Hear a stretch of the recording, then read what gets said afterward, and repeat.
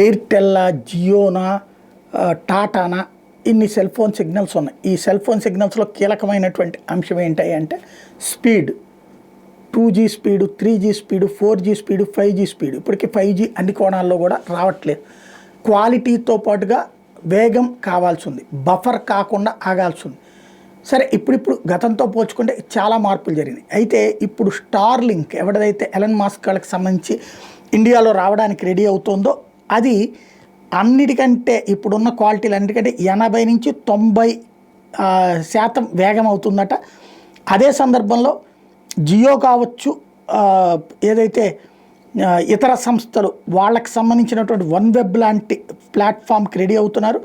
ఈ స్టార్లింక్ వచ్చేటప్పటికి ప్రస్తుతానికి భారత ప్రభుత్వ అనుమతి కోసం ఎదురు చూస్తుంది. వీళ్ళు అనుమతిస్తే 3 నెట్వర్క్లు ఇప్పటికే ఒప్పందం చేసుకుని జియో కావచ్చు, ఎయిర్టెల్ కావచ్చు, బిఎస్ఎన్ఎల్ కావచ్చు వాళ్ళకి లభిస్తుంది.